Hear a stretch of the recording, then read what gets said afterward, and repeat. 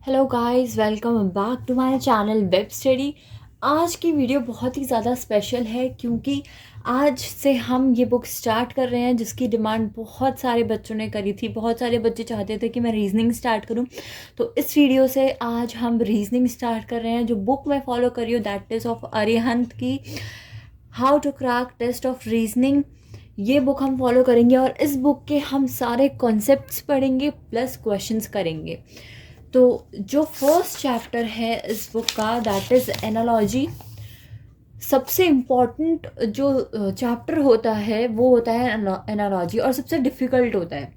Difficult as in कि इस topic से कैसे इस टाइप के क्वेश्चन आता है जिसको क्रैक करना कई बार मुश्किल हो जाता है क्योंकि कुछ भी पैटर्न लग सकता है, राइट। तो इसको हम डिटेल में डिस्कस करेंगे। जिस तरीके से मैं पढ़ाऊँगी, पहले मैं आपको पूरा फॉर्मेट बता दूँ कि हम पढ़ेंगे कैसे। जैसा आप सभी को पता है कि मेरा पढ़ाने का तरीका बाकी सबसे बहुत ही डिफरेंट होता है, तो रीजनिंग में भी हम ऐसा कुछ करेंगे। हर कोई टीचर आपको पढ़ाएगा कि क्वेश्चंस कराएगा एनालॉजी में और उसी के साथ साथ बता देगा, बट हम क्या करेंगे, हम आपको पहले पूरा चैप्टर एक्सप्लेन करेंगे कि उस चैप्टर में क्या क्या क्वेश्चंस पॉसिबली बन सकते हैं, कहाँ कहाँ से एग्जामिनर आपसे क्वेश्चन पूछ सकता है, क्या क्या इंपॉर्टेंट पॉइंट्स है जिसको आपको ध्यान रखना चाहिए इस चैप्टर को करते टाइम। तो वो सारी हम बात करेंगे। तो जैसा कि आपको पता है जो हमारा टॉपिक है दैट इज़ एनालॉजी, राइट। तो बात करते हैं यहीं से। एनालॉजी बेसिकली होता क्या है? एनालॉजी होता है रिलेशन बिठाना। एनालॉजी में आप क्या करते हो? रिलेशन बिठाते हो। क्वेश्चन कैसा आता है? फॉर एग्जाम्पल अगर आपका क्वेश्चन 1 देखे तो यहाँ पर आपको एक वर्ड देगा और उसका रिलेशन इस वर्ड से, ठीक है, ये एक पेयर देगा, तो इन दोनों में आपस में कोई रिलेशन होगा। अब वो रिलेशन कैसा भी हो सकता है, कैसा भी, जो भी पॉसिबल रिलेशन बैठ सकता है इस दुनिया में वो पॉसिबल रिलेशन हो सकता है, ठीक है। अब आपको क्या करता है, अब आपको एग्जामिनर यहाँ पर एक वर्ड दे देता है। अब बोलता है कि जो रिलेशन इन दोनों नंबर में है वही रिलेशन आपको इन दोनों में बिठाना है, तो बताओ यहाँ पर कौन सा आएगा। तो एनालॉजी में ये क्वेश्चंस होते हैं। अब ये जो दो रिलेशन है ना, वो कुछ भी हो सकता है जैसा कि मैंने आपको बताया, पर यहाँ पर आपके जो क्वेश्चन फॉर्म होते हैं इन क्वेश्चंस को 4 टाइप में डिवाइड कर दिया है। इस क्वेश्चन को 4 टाइप में डिवाइड कर दिया है, तो जो कि आप यहाँ पर देख सकते हैं टाइप्स ऑफ एनालॉजी, ठीक है।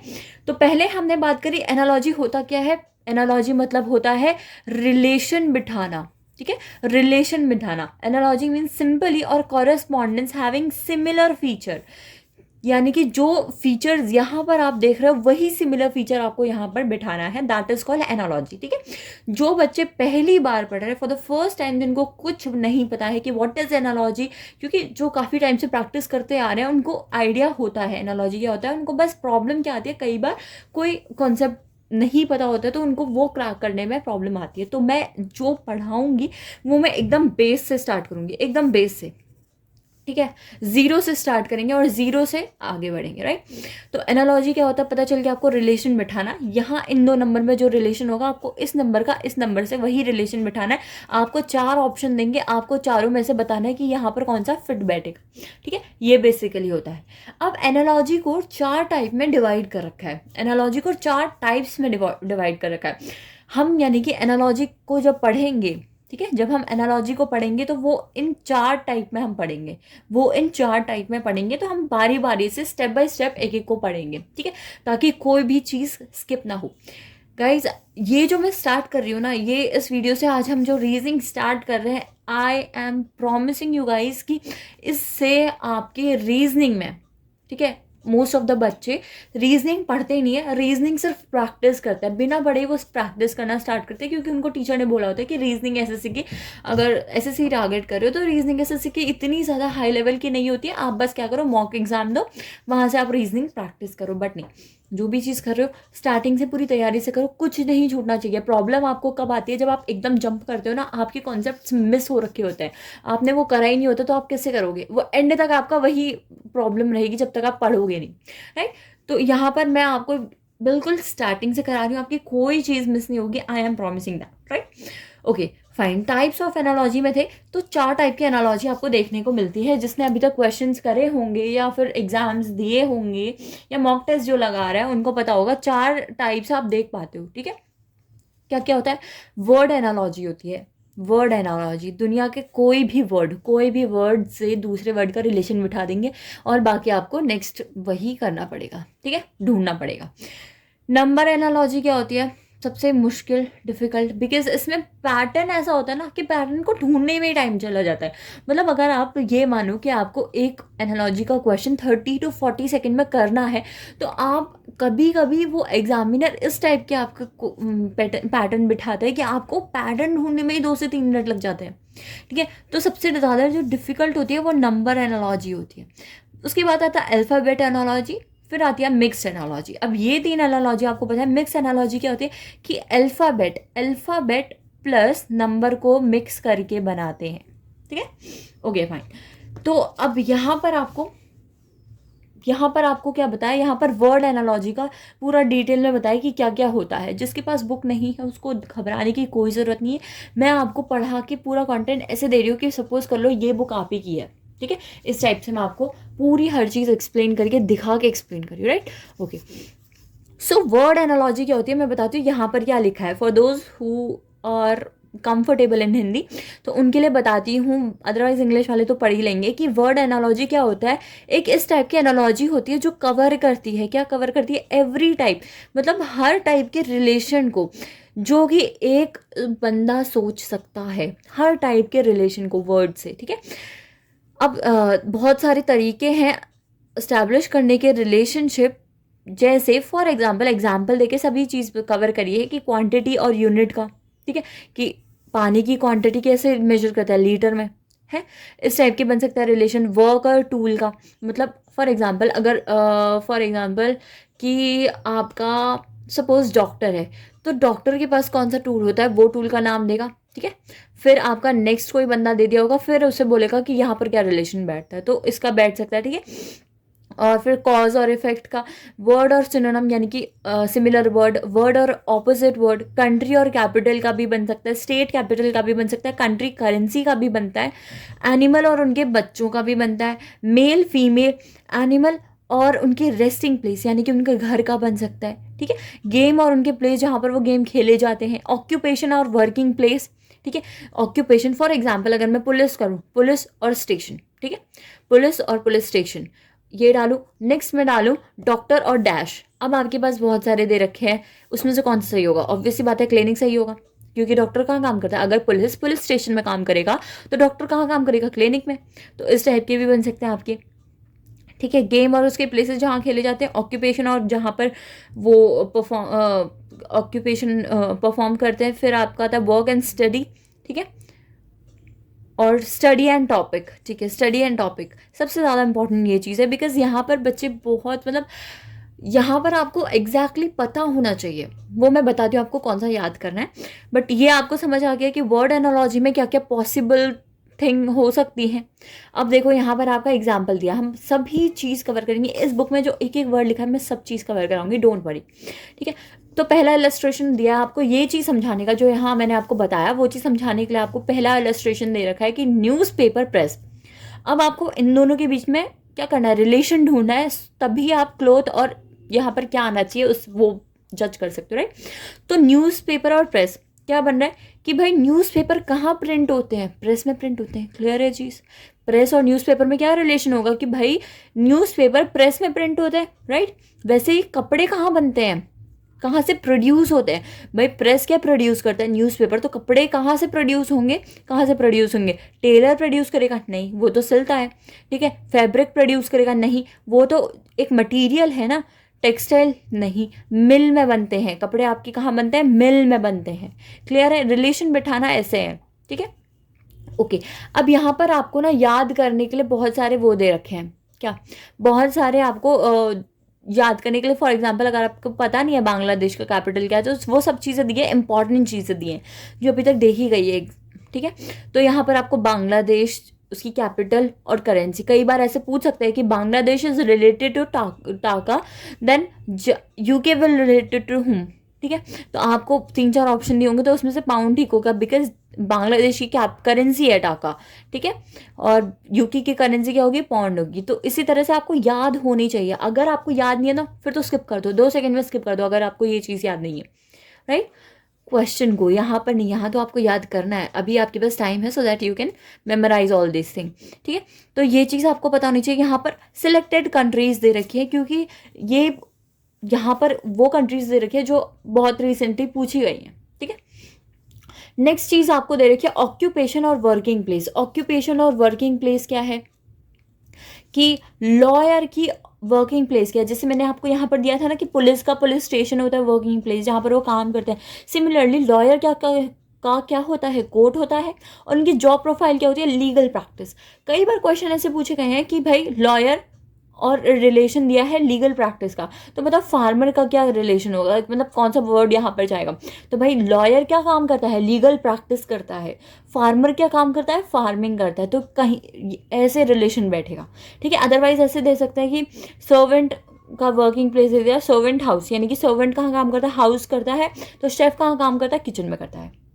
होटल में मत लिखना, होटल में काम नहीं करता, किचन में काम करता है शेफ, ठीक है। होटल के अंदर किचन होता है, वहाँ पर काम करता है। तो बहुत सारा आपको उस टाइम पे अपना दिमाग को कंट्रोल में रख के बहुत फोकस करके देखना होता है। कई बार गलत रिलेशन बन जाते हैं और आपको तब लग रहा होता है कि मैंने सही बैठाया, ठीक है।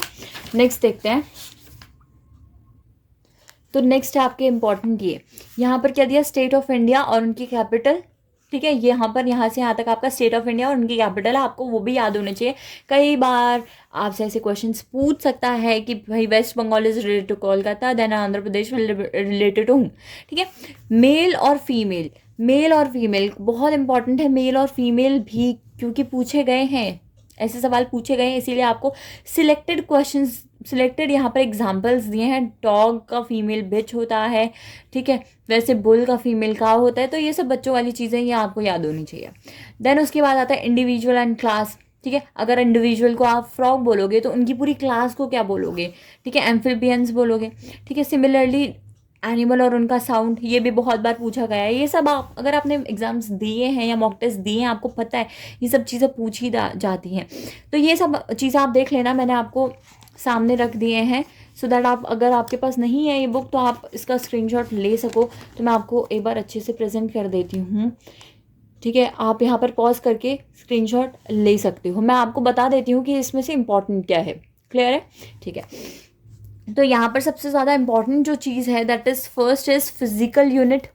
फिजिकल यूनिट बहुत बार पूछा गया है, और जो साइंस का स्टूडेंट नहीं होता उसके लिए बहुत डिफिकल्ट होता है ये चीज़, ठीक है, कि पावर की यूनिट वॉट होती है, एरिया का हेक्टर होता है, ठीक है। तो पहली चीज़ ये इंपॉर्टेंट है। दूसरी इंपॉर्टेंट चीज़ है ऑक्यूपेशन, ऑक्यूपेशन और प्रोडक्ट। और तीसरी इंपॉर्टेंट चीज़ जो है वो है स्टडी एंड टॉपिक। बहुत ज़्यादा इंपॉर्टेंट है स्टडी और टॉपिक, क्योंकि कई बार ये जीके में भी पूछा जाता है, जनरल अवेयरनेस में भी पूछा जाता है कि बताओ कि सिस्मोलॉजी किसके स्टडी कराता है, ठीक है। तो अर्थक्वेक का स्टडी सिस्मोलॉजी में पढ़ते हैं।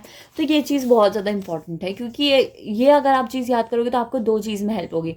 और प्लस ये रीजनिंग के लिए ही इम्पॉर्टेंट है, स्पेशलिस्ट और सब्जेक्ट। फॉर एग्जांपल अगर हम कार्डियोलॉजिस्ट के पास जाते हैं तो कार्डियोलॉजिस्ट के पास क्यों जाते हैं, क्योंकि वो हार्ट का स्पेशलिस्ट होता है, ठीक है।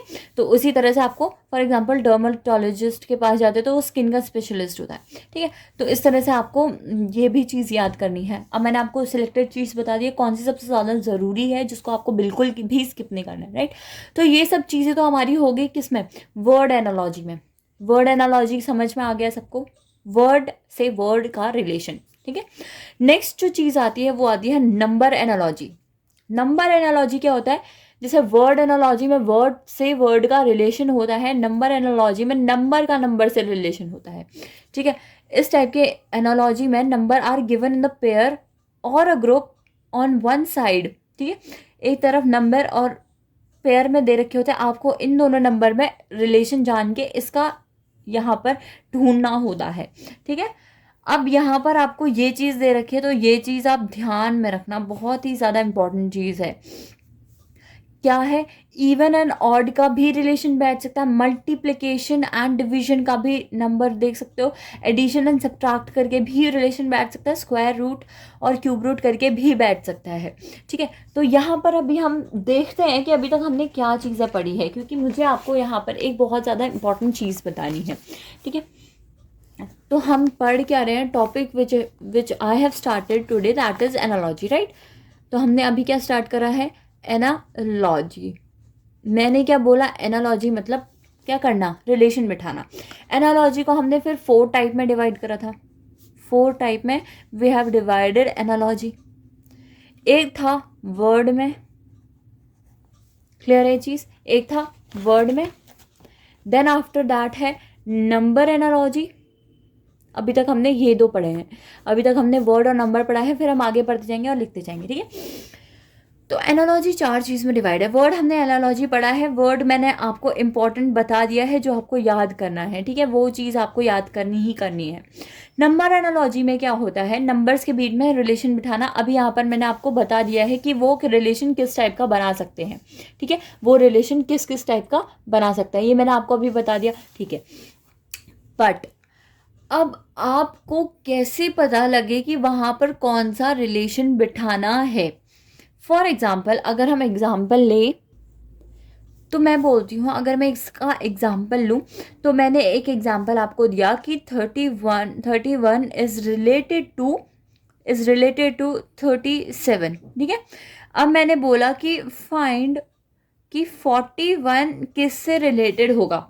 मैंने यहाँ पर आपको एग्ज़ाम्पल दिए हैं 47, राइट, 47, यहाँ पर 41 लिख के ना 77 लिख लो। ठीक है, 77 ले लिया मैंने। यहाँ पर आपको एग्जांपल दिया है 49। ठीक है, 77 फर्स्ट, सेकंड 77, थर्ड है आपका 91 और फोर्थ है आपका 5। ठीक है, ये आपके ऑप्शन है, आपको बताना है कि यहाँ पर कौन सा आएगा। ठीक है, वीडियो पॉज करके जल्दी सोचो। अब यहाँ पर आप लोग क्या सोचोगे कि भाई यहाँ पर 31 में आपने 6 ऐड करा तो 37 आया, तो यहाँ पर 71 में अगर हम 6 ऐड करें तो क्या आएगा 77, तो ये सही आंसर होगा। बट मैं कहूँगी नहीं, this is wrong, this is what wrong. सही आंसर जो होगा वो आपका 91 होगा। अब रीज़न बिहाइंड दिस, रीज़न क्या है, यहाँ पर आप 91 को हटा के 29 लिख दो। क्वेश्चन फॉर्म करना इज़ वेरी डिफिकल्ट। ठीक है, तो यहाँ पर कंफ्यूज मत होना। सपोज करो ये 4 ऑप्शन है, आपने यही का सोचा कि यहाँ पर 6 ऐड है तो यहाँ पर भी 6 ऐड करके 77 होगा, बट रीज़न क्या बोलते हैं, बट इसका आंसर 77 नहीं होगा। वाई, बिकॉज यहाँ पर एक पैटर्न फॉलो होता है। जब भी नंबर की क्वेश्चंस करते हो तो सबसे पहले प्रायोरिटी में आपका क्या होना चाहिए, सबसे पहले आप ये क्वेश्चन देखा तो सबसे पहले क्या चीज़ चेक करोगे, प्राइम नंबर। प्राइम नंबर तो नहीं है, प्राइम नंबर चेक करा, 31 is a prime number, 37 is also a prime number. ठीक है, अब देखो यहाँ पर देखो 71 प्राइम नंबर है, यानी कि यहाँ पर भी एक क्या आना चाहिए, प्राइम नंबर आना चाहिए। सो 29 इज अ प्राइम नंबर, तो ये यहाँ पर आएगा। ये चीज़ क्लियर है। अब फर्स्ट प्रायोरिटी प्राइम नंबर होती है। सपोज करो अगर ये प्राइम नंबर नहीं होता तो सेकेंडली आप क्या चेक करते, सेकेंडली आप चेक करते क्या वो किसी का स्क्वायर या फिर क्यूब हो रहा है, क्या वो किसी का स्क्वायर या क्यूब हो रहा है। अब स्क्वायर और क्यूब के भी काफ़ी वेरिएशंस होते हैं, वो हम बाद में पढ़ेंगे। ठीक है, अभी ये चीज़ ये लिस्ट ध्यान रखना। पहले चेक करोगे प्राइम नंबर तो नहीं है कहीं है। ठीक है, उसके बाद देखो स्क्वायर या क्यूब तो नहीं है। फिर थर्ड में आता है आपका मल्टीप्लिकेशन और डिविजन। देखो क्या कोई डिवाइड करके क्या सेम नंबर कुछ रिलेशन बैठ रहा है मल्टीप्लिकेशन और डिविजन करके कुछ। ठीक है, अगर वो भी नहीं होता है तो फिर आप एडिशन और सब्ट्रैक्शन में जाओगे, तब आप जाओगे एडिशन। ये तो हमारी सबसे लास्ट प्रायोरिटी है, तो आप यहाँ पर फर्स्ट में ये चेक नहीं कर सकते। क्लियर है ये चीज़ क्लियर है। तो नंबर एनालॉजी में सबसे इंपॉर्टेंट होता है ये लिस्ट याद रखना। ये लिस्ट याद रखना is very important before solving any question related to number analogy. तो ये चीज़ ध्यान रखो। ठीक है, अब ये आपने देख लिया। अब यहाँ पर आप ये चीज़ देखो, यहाँ पर आपने देखा कि 23 और 24 के बीच में ये दोनों प्राइम नंबर है, ठीक है। बट जैसे ही आप देखोगे यहाँ पर 54 है, तो ये तो एक प्राइम नंबर नहीं है, तो वो तो हट गया, राइट। वो मेरा वो जो पहला प्रायोरिटी लिस्ट में पहला प्रायोरिटी थी वो हट गई, बिकॉज यहाँ पर जो 56 है that is not a prime number, ठीक है। तो अब आप सेकंड चीज़ क्या देखोगे, सेकंड चीज़ देखोगे क्या ये किसी का स्क्वायर या क्यूब होता है, तो नहीं, किसी का नहीं है। थर्ड चीज़ क्या है, मल्टीप्लाई करके कुछ आ रहा है, तो वो भी देख लिया, वो भी नहीं हो रहा है।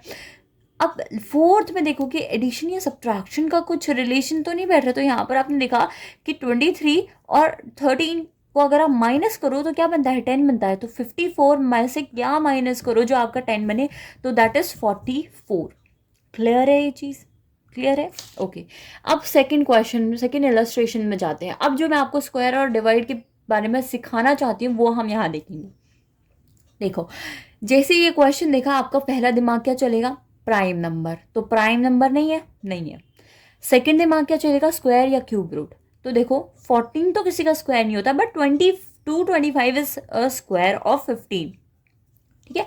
15 का स्क्वायर होता है, यहाँ पर 14 है, यहाँ पर 15 है, यानी कि 14 एज इट इज 15 का स्क्वायर, तो 17 एज इट इज 18 का स्क्वायर। 18 का स्क्वायर क्या कहीं है, हाँ, ऑप्शन डी। तो ऐसे आप करते हो स्क्वायर से रिलेटेड क्वेश्चन, ठीक है। ये चीज़ क्लियर हुई, ठीक है। डायरेक्टली नहीं होगा, एक इसका स्क्वायर है एक इसका स्क्वायर है, कई बार स्क्वायर करके फिर ऐड भी करना पड़ेगा, कई बार स्क्वायर करके माइनस भी करना पड़ेगा, तो क्वेश्चन कैसे भी पूछ सकता है। आपको हर टाइम अपना दिमाग अलर्ट रखना पड़ेगा, ठीक है।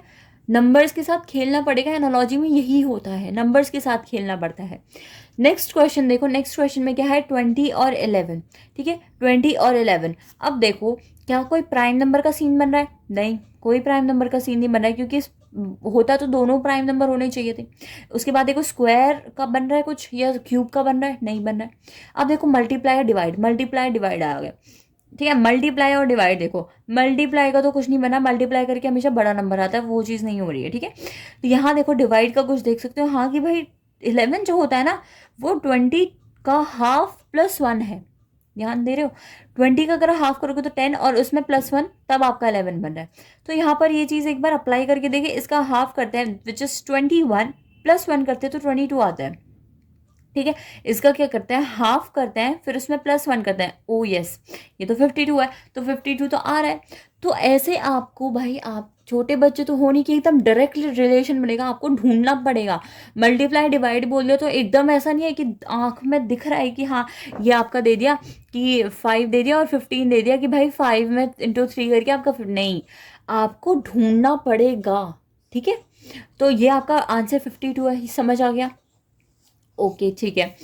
नेक्स्ट जो हमारी चीज़ होती है वो होती है अल्फ़ाबेट एनालॉजी। अल्फ़ाबेट एनालॉजी बहुत ज़्यादा इंपॉर्टेंट है, ठीक है। और इसमें सबसे ज़्यादा इंपॉर्टेंट चीज़ क्या है कि आपको अल्फ़ाबेट्स के नंबर्स याद करने पड़ेंगे। फॉर एग्जांपल जे मतलब 17 होता है, एम मतलब 13 होता है, ठीक है, और सिमिलरली क्यू मतलब 17 होता है। ये नंबर्स आपको याद होने चाहिए, प्लस उनके बैकवर्ड नंबर्स भी, ठीक है।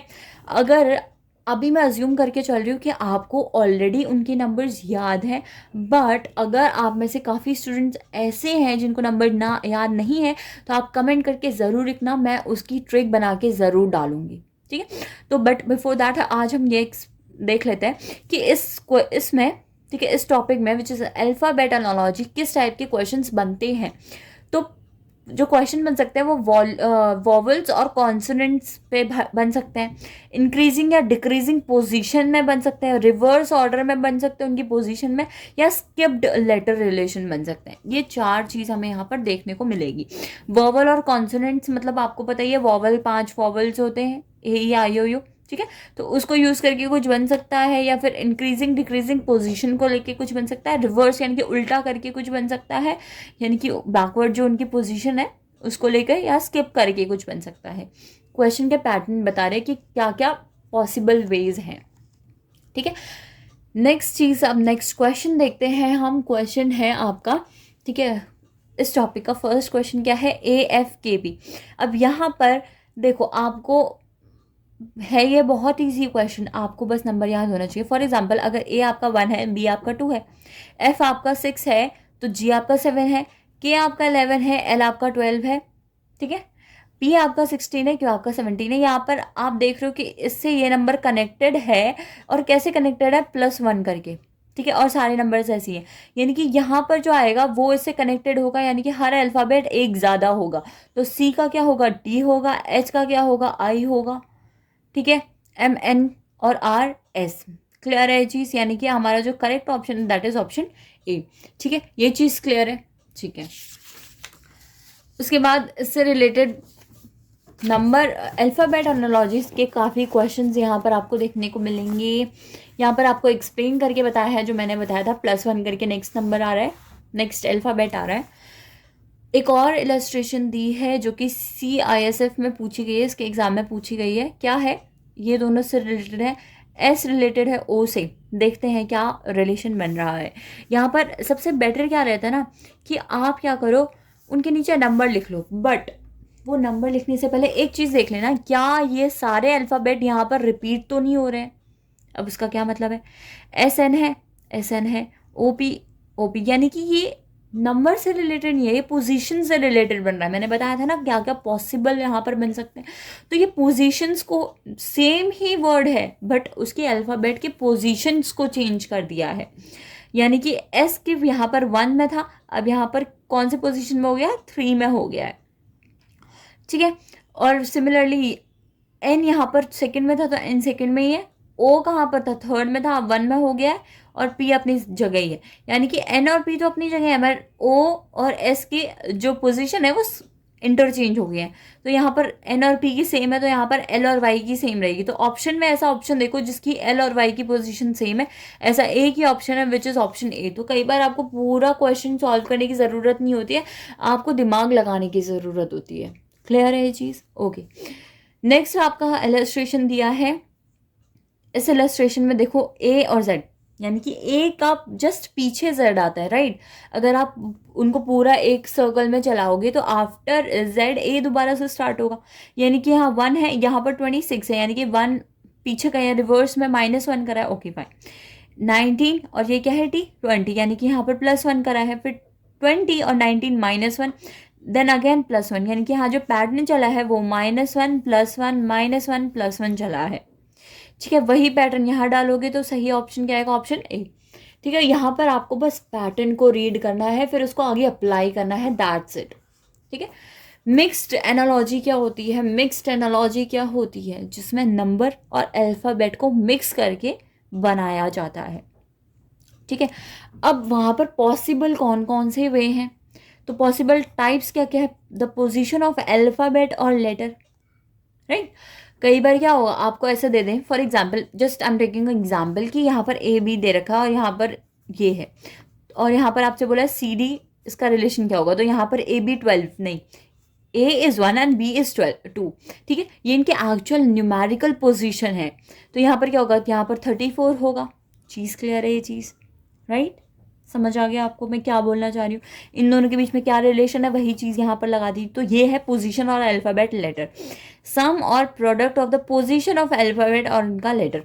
तो यही एग्जाम्पल लेते हैं, A और B है और मैंने यहाँ पर इनके बीच का नंबर लिख दिया 2, ठीक है। तो CD क्या होगा भाई, A1 B2, इन दोनों के पोजीशन को मल्टीप्लाई कर दिया, 2 आ गया, C3 D4, तो यहाँ पर क्या आएगा, 12 आएगा।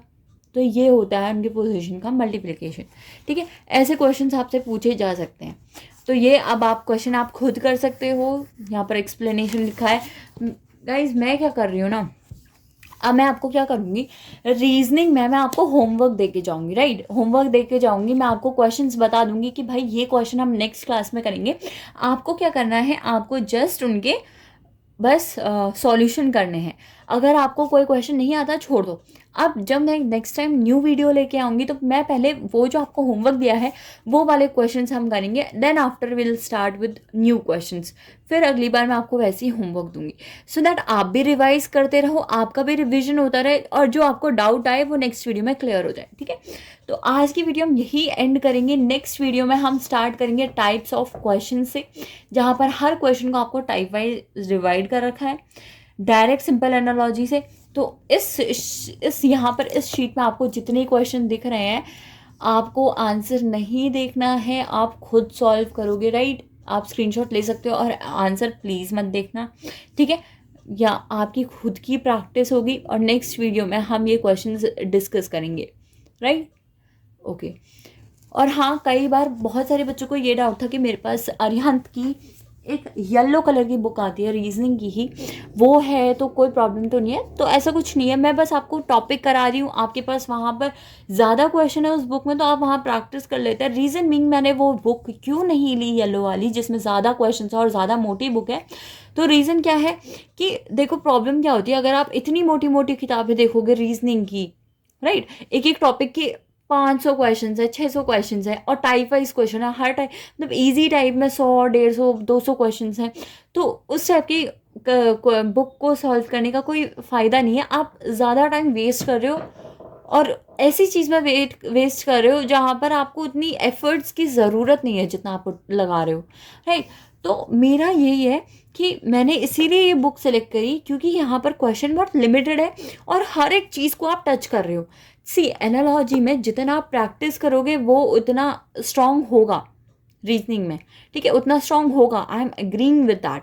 बट अगर आप एक चीज़ को इतना ज़्यादा प्रैक्टिस कर लोगे कि अगली बार आपको नेक्स्ट चैप्टर करने में डर लगेगा बिकॉज क्वेश्चन इतने ज़्यादा है, तो वो आपका स्ट्रेस बढ़ाएगा और आपका इंटरेस्ट वहाँ पर लूज़ हो जाएगा उस टॉपिक से, उस चैप्टर से, ठीक है? इसीलिए मैंने ये बुक ली जिसमें लिमिटेड क्वेश्चन है, 60-70 क्वेश्चन है एक एक टॉपिक के।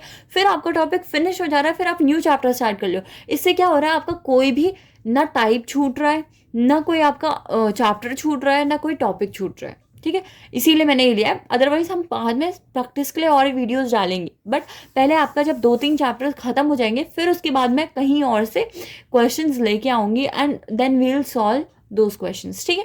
तो मैं यहाँ पर आपका हर चीज़ कराऊंगी, आपको कोई टेंशन लेने की ज़रूरत नहीं है। आपको बस जो मैं कह रही हूँ वो करने की ज़रूरत है। जब मैंने कहा आपको ये सारे क्वेश्चंस करो, ठीक है, बिना आंसर को देखे, तो आप प्लीज़ करना और आंसर को मत देखना। और अगर आपका कोई फ्रेंड है जो एसएससी टारगेट कर रहा है तो उसको ज़रूर मेरी वीडियोस शेयर करना और सपोर्ट करना, ठीक है? और जितना हो सके उतना शेयर करो मेरी वीडियोस को और लाइक करो वीडियोस को और कमेंट करना बिल्कुल मत भूलना, क्योंकि आप जब इतने अच्छे अच्छे कमेंट करते हो तो मुझे मोटिवेशन मिलती है उससे। तो thank you so much guys for watching this video. For more such videos please to like, share and subscribe my channel.